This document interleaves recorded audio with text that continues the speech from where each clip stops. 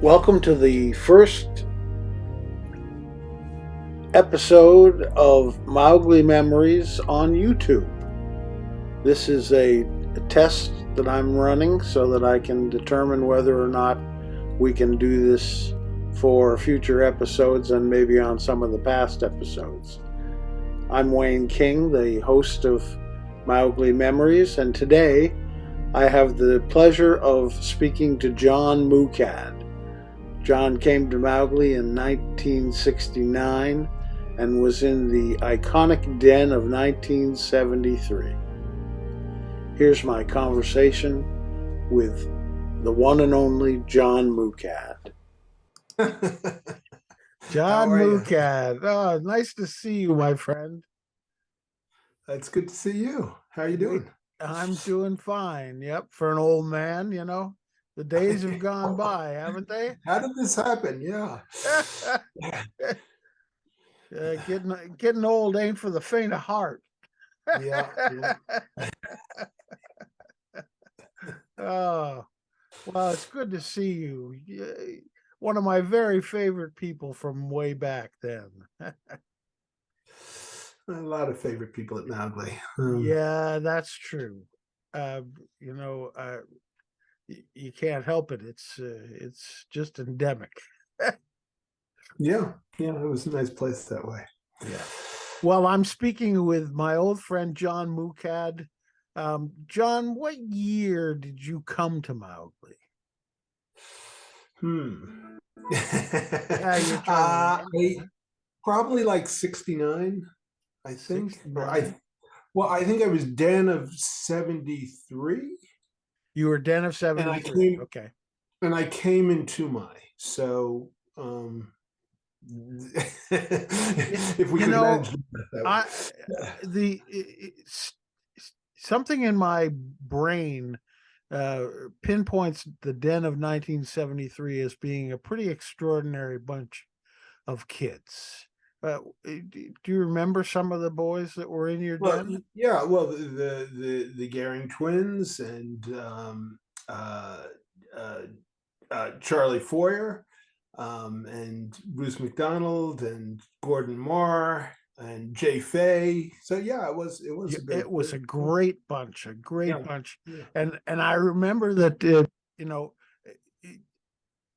my memory may be playing tricks on me, but between leaving Panther in 72 and arriving back in Den, John Moukad became a very big guy. I mean, I did. I think. you grew a ton that year because you came back to camp and everybody said, "Oh my God, this guy's going to be on the racing crew with these boys."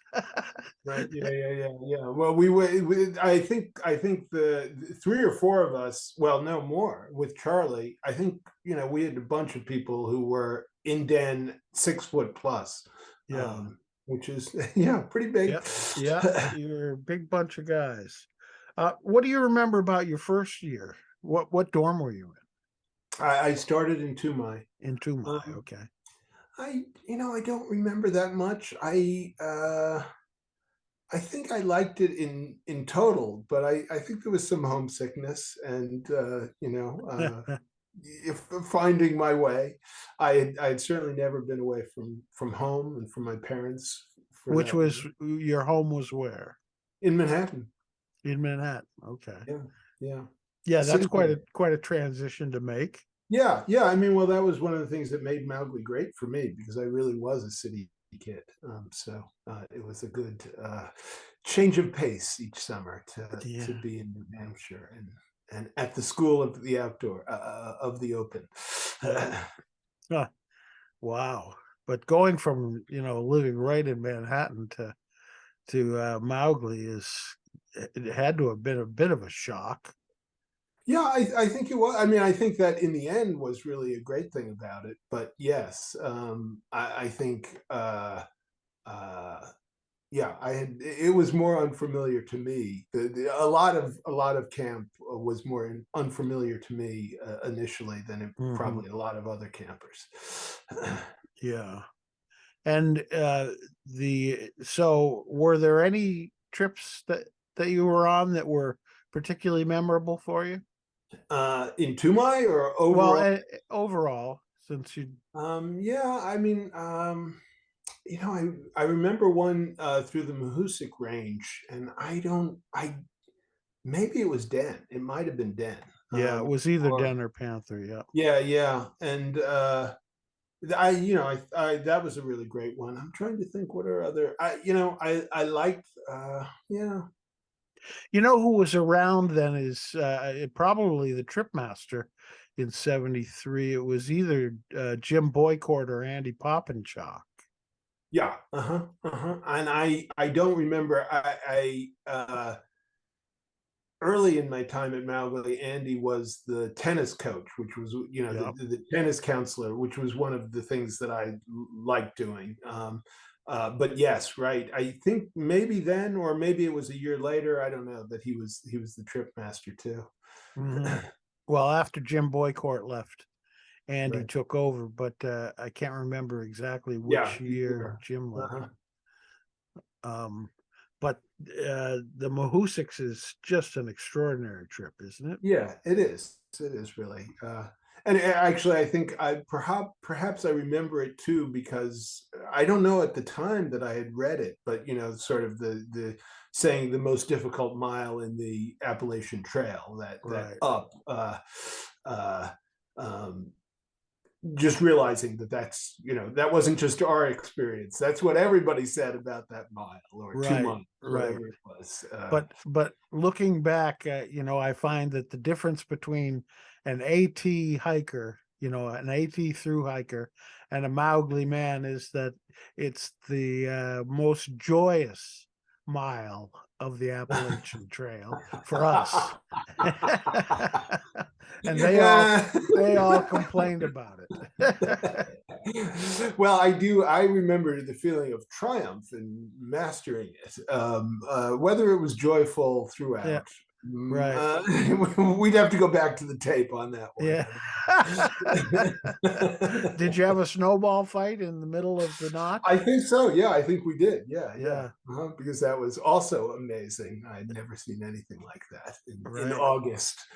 Uh, Yep. or Yep. maybe July, but Yeah. Well, the only difficult thing about the notch was, or about the Mahusiks, as far as that's concerned, is that on both sides of the notch, it was a challenge yeah, yeah, going that's what. down and then going up.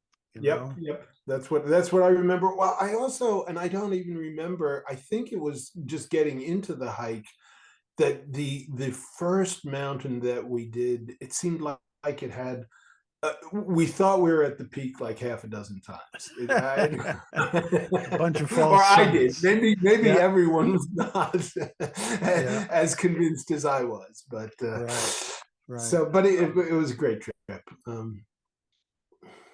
So, do you remember much about any of the staff members that were there? Um, yeah, yeah, I remember a lot of people. Yeah. Mr. Phil. Mr. Uh, Phil. and who else would I say? Well, I don't. I mean, a lot of people. Gary Wright at the rifle range, and who else? I'm trying to think of some Was of the. Charlie Walbridge there in those years? Yes, he was Yeah. absolutely. I don't know if. Yeah, I think he was there. He probably was there the whole time I was a camper. Right. Right. Um, yeah, certainly very memorable. I'm trying to think of who else. What other? I'm forgetting now.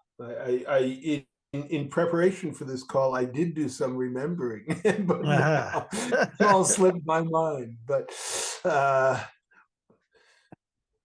What were the Gehring brothers like as young men? um, well, I guess one of the things that was striking is they were just, though very similar in appearance, they were so very different from each other, and they were, you know, uh,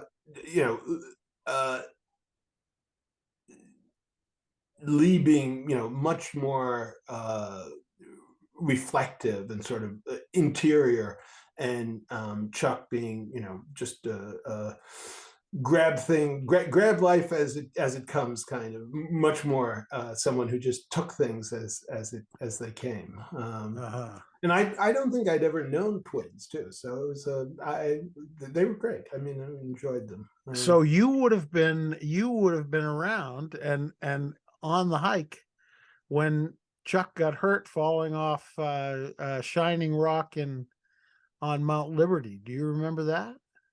I don't know what happened. Well, it was a hike up. It was a day trip, and I think Charlie Walbridge was one of the staff members, and I had taken another group up, and we kind of crossed coming down, and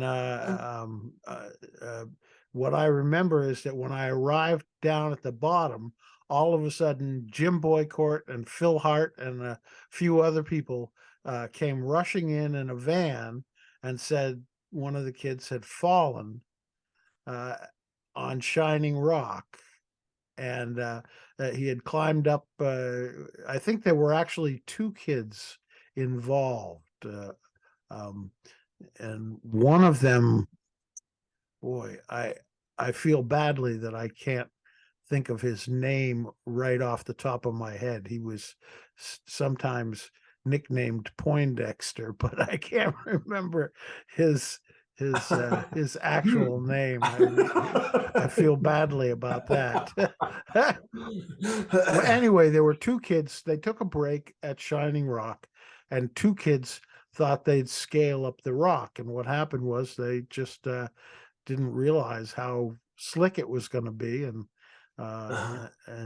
one of them took a fall. That was Chuck Gehring. I won't say a fall. He slid, but he Yeah. got hurt enough that he needed help getting down from the mountain that day, Right. Right. and I You know, saw, I do not remember this. You're probably right. I yeah, probably was there, but yeah. Well, who knows? Maybe they broke the dorm up or something, and yeah, yeah, it's possible. Although I'm sure, yeah, I would have thought that, yeah, but there a summer was filled with lots of events, and yeah. only a few of them still stand out in my memory. Did you ever end up on Mr. Hart's porch for anything? I don't, I don't know. I don't think I did. Mhm. I'm not sure. Does that mean you were a good boy or you were just successful in in your I escapades? was reasonably good, and certainly a fast talker. So, You were a fast talker. oh, definitely. But it was one of the things I loved about you. Yeah, you could talk your way out of almost any mess you got into. Well, yeah, maybe it mildly, not subsequently. Well, we'll get to that part in a minute. um, One of there are a lot of other counselors that I enjoyed, but one of the things I remember is, and I don't know many of them very well, but there was a string of foreign counselors in the years that I was there, who were very interesting characters. Some of them were, just incredibly great, like right. uh, Copeland's, right? That Yes, was Greg Copeland's. Greg Copeland's. But then they were just fascinating people. I remember enjoying and learning from them. Some of them were not that comfortable at Mowgli, but it was still interesting having Right, them. right. Well, Greg, I've been trying to get a hold of him to do a Yeah. podcast. He's active on the Mowgli Facebook page. Oh, is that right? Uh-huh. Every now and then a picture will get posted and he'll comment on it, or Uh-huh. Uh-huh. so it's nice that I think he was only there for a year, but he might have been there for two. Yeah. But he was a particularly memorable guy for a lot of Yeah, he people. was. Yeah, yeah. I mean, I don't really remember details, just that I, found him, it was interesting knowing him, and he just brought a lot somehow. Yeah, yeah. At the time, he was from South Africa. Right, right. He doesn't live there now, but Yeah. Uh-huh. um, yeah, he was a really interesting guy. I'm trying to think of some of the. There was another guy named Lyons who was from England, um, Lions. but I don't know if that was the same year or not. Yeah, that doesn't ring a bell. There was a guy, I have no idea of his name. I remember his saying, "Will you quit your mucking about?" That was, I think he was a crew coach, the guy Yes, that you're was it talking about. Linwood or something? I think it was Linwood, Lin yes, that's something. right. Yeah, yeah. He was not. He was actually not one of my favorite counselors, but I always do remember his irritable saying Quit your of, mucking about. "Will you quit your mucking about?" Oh, I might have to name this mucking about with John Moukad. Yeah, right. There Name you this go. podcast. Uh, Isn't it funny what you remember? I mean, but that was colorful language somehow. yeah, yeah. But Um, uh, any uh, any memories of either places or things that you did that were that that really stick out in your memory? um,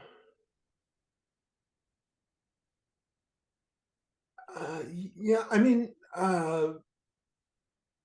yeah, well, not so much places, events. I mean, the crew races were always amazing and joyful or intense and disappointing, and um, uh, well, I'm trying to think Well, what you else. were, I mean, there were there were plenty of races over the years that were sort of epic, but your year was, I think, particularly epic, and people still talk about that crew race.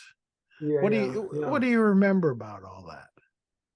Well, I don't know whether it what I remember is I caught a crab at the beginning of the race, um, and I don't think I had caught a crab the whole season. And it really threw me off. I think we recovered as a boat and still rode a good race, but that's the thing that I've always remembered and always felt like I didn't run my best race. But also, I think it was epic partly because of all the big people in our boat, and just sort of a superficial assessment of which boat should win. So, and I think the red boat was filled with very competitive, athletic people, and they did a great job. But it was very disappointing because we were really expected to win. Yeah, I And mean, the odds on you guys were exceedingly high, and yes, but um, and I but have to not say necessarily. that yeah, I'm not exactly unbiased in this whole thing You were because in the crew. Were you I the was the crew leader that year? red crew leader Yeah, that yeah, year. yeah, Yeah, yeah. so it was my job to get my It's guys surprising that I'm fired even up. willing to talk to you. Oh, it there is some competition in the Mowgli world, but that is where it got most intense. Yeah, But yeah. there was so much to learn. I mean, I lost both years when I was on the racing crew, and Right, right. Yes, well, and wasn't one of them a blue sweep? That's the other yeah, crew I year think that I so. remember. I think that was my Aquila year, or Yeah, maybe yeah, it was my blue year. But anyway, yeah, which was right, very jolly for the blue crew. right. And in my first race when I was in Panther, we did have this uh, this incident where we kind of got the boat pushed into shallow water um, and slowed the boat down Yeah, yeah, um, considerably. I mean, you could actually feel it physically slow yeah, yeah. down in the shallow water, and there was e- even over the years, you still remember those Yes, right, little right, things exactly. as As I think of my little part in yeah, the drama, which yeah, it's who yeah, knows how these things played out. But yes, heartbreaking at the time, but yeah. just fine in the long run. Do you remember what ribbons you got? Yeah, I mean, I got yellow for tennis, and what else? I got green and orange. I actually loved axemanship. I really enjoyed that. Yeah, yeah. Um, and what else? So rowboating, silver, Ah, right? so you were in the inner circle, and Oh you yeah, and um, where do you live now, John? Cambridge, Massachusetts. In Cambridge. Okay, Yeah, yeah. yeah. You went from Manhattan to Cambridge. Yes, I'm it's going to blue ask you in a collar minute here in how you comparison. ended up there, but um, we'll get through a few more things about Mowgli.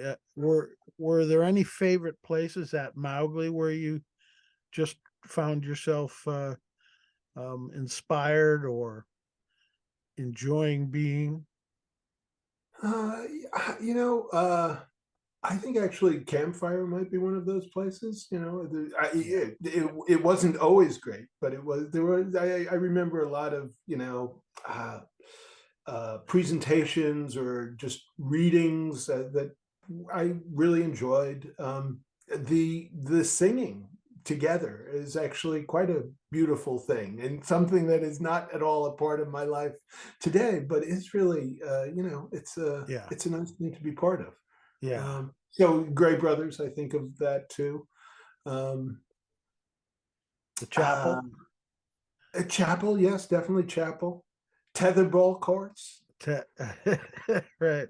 It's a lot of touchstones when you stop and think about it, isn't there? Yeah, yeah, yeah. The so you got your yellow ribbon from Andy Poppinchock? I think so. Yeah. Yeah, yeah. Although it's possible he had already moved on to the trip master thing. Right, I'm not right. sure.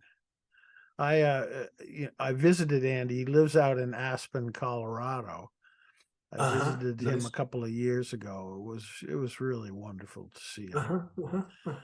And um, and the other guy that I visited, I don't think you knew, Jim West, who I think he was gone by the time you came to Yeah, Mowgli. it's a familiar name, but right, I don't think someone. I mean, Right, I think someone I've heard of. I heard of right. it while at Yeah, Mountain, but yeah. not someone who was there. And what did he teach? He taught archery, I see. Uh-huh. which he jokes about because, of course, he's Cheyenne.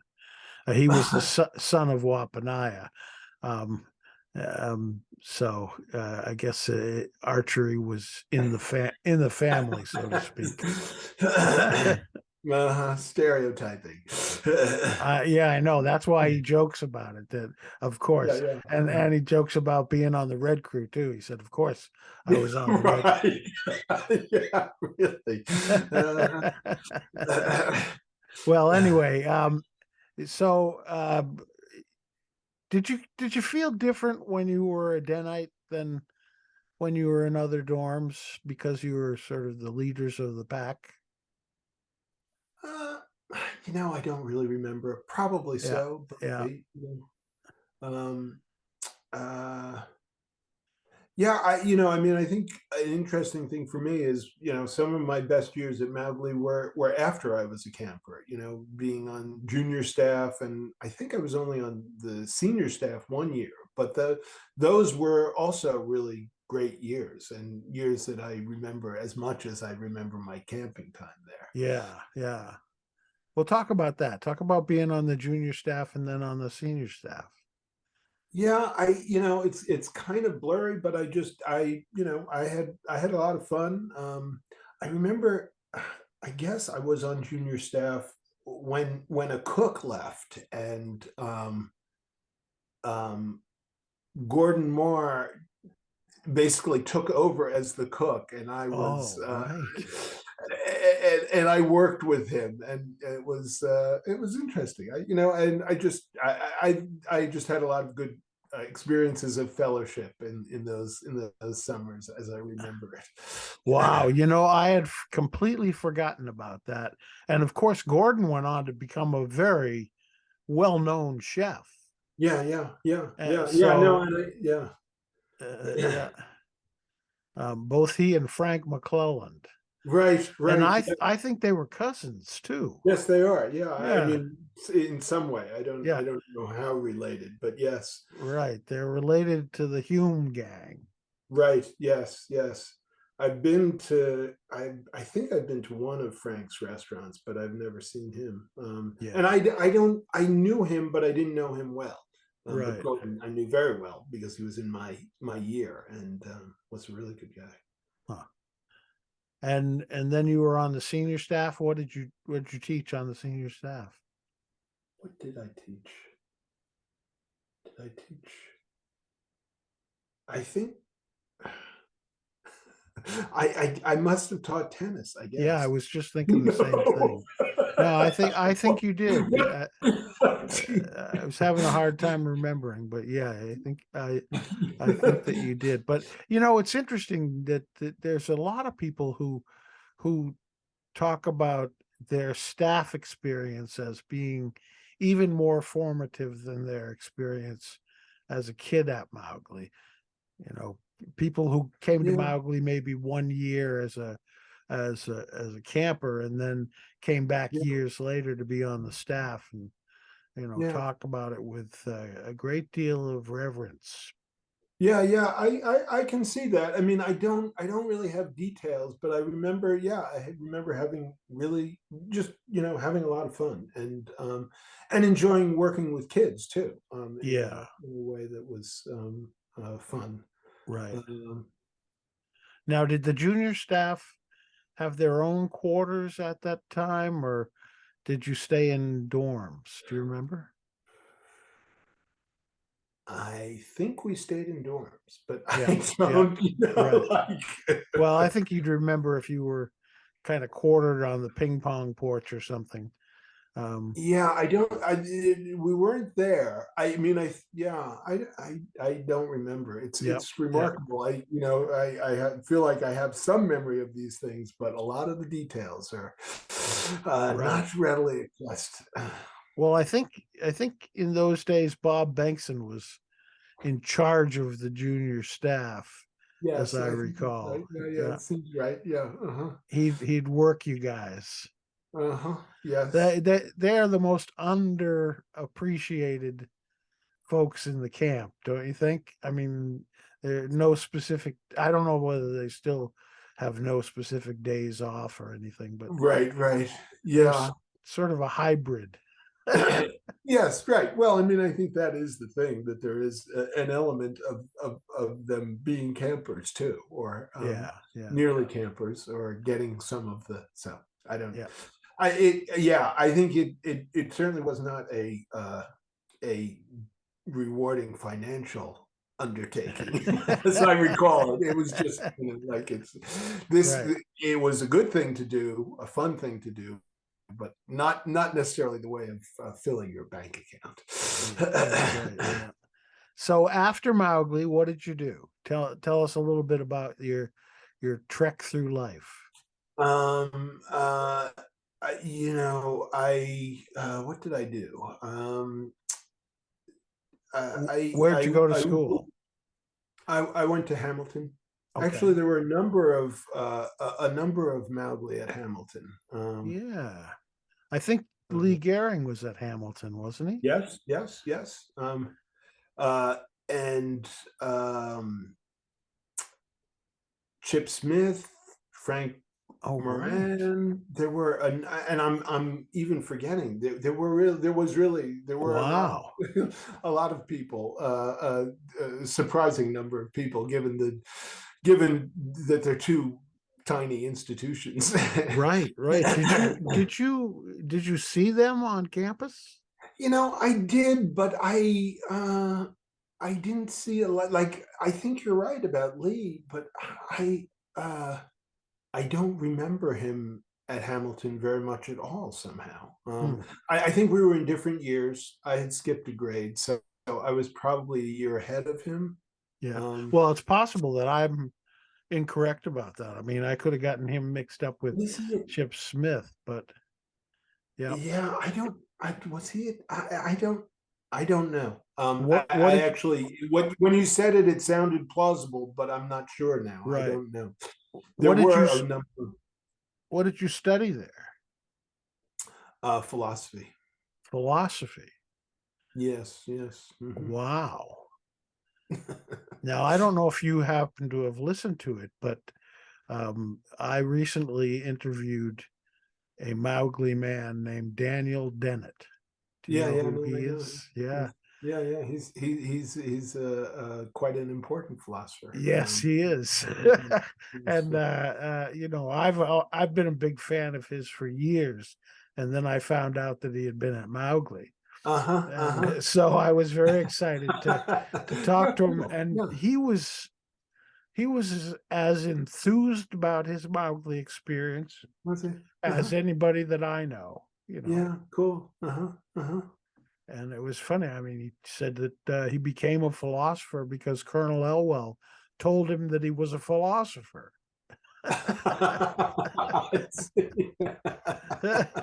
uh-huh. Uh-huh. So what have you done since then? Since college? Well, I I worked on Mario Cuomo's first gubernatorial campaign, and then I went to work for his administration in a housing program, and that sort of set my career course. I've worked Wow, in housing and community development for 40 years. amazing. Huh. So, I was scheduled to be the speaker when he was going to announce for president at the State Uh-huh, House in New uh-huh. Oh, Hampshire. is that right? Yeah, I mean, I was actually down there waiting to give They this pulled the rug out barn from under barn you. burner speech, and Yeah, yeah. and Uh-huh. all of a sudden, oh, sorry, he's not running. He was a good talker. Yeah, yeah. So did you have a lot of interaction with Mario Cuomo in those days, or No, not a whole lot. I had some with Andrew and people around him, but yeah, I was in a program that was in the Department of Social Services. I yeah, wasn't in Albany. I mean, I was in Albany occasionally, but I wasn't right, there all the time. So yeah, I didn't have a lot of interaction with him. Um, uh, but it did give me a path, so yeah, I helped with the startup of this program, and then I went back and got a master's in real estate development at Columbia, and then I worked for a couple of national organizations, and now I have a consulting practice which I've had for nearly 20, well, I guess more than 20 years now. So. wow. I mean, in terms of when you were starting out, were there any programs or policy changes or anything like that that particularly stand out as important in your own personal development? Um, well, I mean, the program I worked for was trying to respond to the homeless crisis in New York. So it was trying to help nonprofit organizations build housing for homeless people. Hmm. And so that the early '80s was actually a moment where that whole field was changing quite dramatically. And this program I worked for was, a part of that. And it, on the one hand, I think the whole model of supportive housing, and there were some important innovations and improvements, but we are still obviously struggling very badly with homelessness, and there have been several further waves of policy innovation but still way short of dealing with the problems in effective ways, I'm afraid. Yeah, Um, yeah. so and then I've uh, so that was a moment where both homeless housing and nonprofit housing were taking off in new directions. Um, and so I've been in the middle of a lot of change in the affordable housing field. I've been in the middle of the development of the community development finance field, because I happen to be a lender at some of the organizations I work for. Um, and and actually one of the organizations I work for also something called Youth Build. Um, Oh, uh, sure. uh, Yep. so I was the program I worked for was one of the early funders of Youth Build, and then I moved to Boston to work for Youth Build USA when it was just starting. Aha. And Wow. so that was that's certainly something I'm proud of, and it there are a couple of hundred programs around the country now, and I think they've done a lot of good work.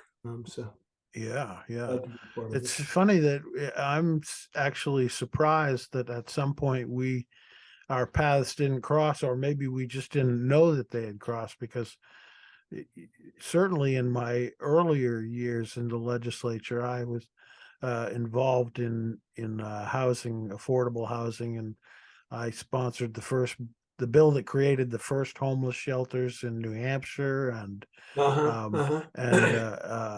tenants buyout, first Uh-huh. Uh-huh. first Yeah. refusal bill. I Right mean, of first refusal. Yep. yeah, Yep. yeah. Sure. Uh-huh. So I was doing a lot of work in that particular area, Yeah. in while I was mostly in the House those days before I got into the state Senate. But Yeah.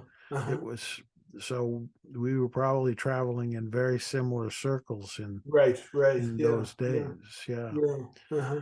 And what kind of stuff do you do consulting now? I work, mainly with nonprofits. Most of the organizations I work with do affordable housing or community development finance, but I work with a lot of groups that do education, and I do all kinds of things. I help organizations with transitions. I'm often, I think the thing I'm most often doing is helping organizations to think about and manage the financial side of their business. So Mm, they're often working for organizations like Youth Build, where people are focused on developing young people or meeting a community need through services or through housing, and they're not always as clear about the financial side of the business. And so that's one of the things that I try to help organizations manage effectively, to get more done and to be successful in the long run. yeah, yeah. Well, looking over sort of the long arc of your, well, not so long, shorter than mine anyway, of of your of Barely. your of It's your life. hardly worth noting the difference at this point. um, how do you feel that Mowgli has played into the person that you have become? um, Well, I mean, it was certainly an important place for me, and I mean, I feel fortunate that I had several places where I, I was really well nurtured, where people really uh, appreciated me and demanded things from me, and Hmm. just took care of me in a lot of ways. And certainly Mowgli was that, in all kinds of ways, both the people that I particularly gravitated to and the people who, pushed me to do things. And, so it was a very good environment, and a very good environment, of course, with, uh, um, in terms of relationships, and for me, it was not the foundation for my adult relationships as it is for many people, uh, but I just don't have those connections with people from Mowgli. Um, but that doesn't make it less important Sure. when I had those connections and how they helped me grow and, gave me confidence and, uh, Yeah, helped me well, I would develop. think that just by virtue of the fact that you were a Manhattan kid thrust into the wilderness, you had to have gained quite a bit of confidence in Yeah. sort of your ability to tackle challenges. Yeah, yeah. Well, I think that's right, and I think also it's just the being in the different environment was itself just very helpful. I mean, even apart from all the relationships, that just being out of the city and experiencing the other another side of life was very instructive and powerful and good for me. Hmm. Um, and so, I mean, I really appreciate Mowgli, Yeah. and feel like I had a great experience. And as you say, it was a great experience both as a camper and as a staff person. Yeah, yeah. And do you still hike, or are you active in the outdoors? Yeah, some, but not tremendously. Hmm. I don't go camping. We hike some. I certainly walk a lot. Yeah, The pandemic has actually helped me focus on the outdoors a little bit more, uh, as it has so many people. that's right. But I think I'm certainly much more comfortable in the outdoors than I would have been without Mowgli. Um, Yeah, it's yeah, not that it's not a core foundation, but it is something I like to do. right. Um, Yeah. Well, John Moukad, this has been a lot of fun for me. It's been fun to catch up with you and to see the important work that you're doing since Mowgli. There's very few things that are more important these days than figuring out a way to tackle some of these housing issues that are yeah, it really so are. critical to our Yeah, long-term best interests. yeah, agreed, agreed. Well, really fun catching up with you, Wayne, too. And this is a great project that you're doing. How curious to have such a detailed oral history of Mowgli. I mean, that's Yeah, really in effect that is what your interviews are creating when set end to end. Uh, yeah, it's true. I was just thinking the other day that I got it. I mean, just the length of the interviews have to total well over 80 or 90 hours, and yeah, you know, and that doesn't include all the production time and everything else that goes into right. putting it all together. But it's been a great experience, and I've enjoyed it immensely, and I've enjoyed immensely talking to you, my friend. So I bid Likewise. you good hunting, my friend, and you take Okay, care. good hunting to you. Take care, Wayne. See ya. Take care. Bye. My thanks to John Moukad for joining us here on Mowgli Memories. The show notes for this podcast can be found at mowglimemories.blogspot.com, where you can make a contribution to Mowgli by going over to the Mowgli website, mowgli.org. You can also pick up some merch from Mowgli, or you can head over to my art gallery, and if you decide to purchase a piece of signed art from the Mowgli Art Gallery, all of your purchase price will be donated to Mowgli on your behalf, in your name. Thanks for joining us, and good hunting to all of the brothers and sisters of the pack, two-legged, four-legged, and birds that fly.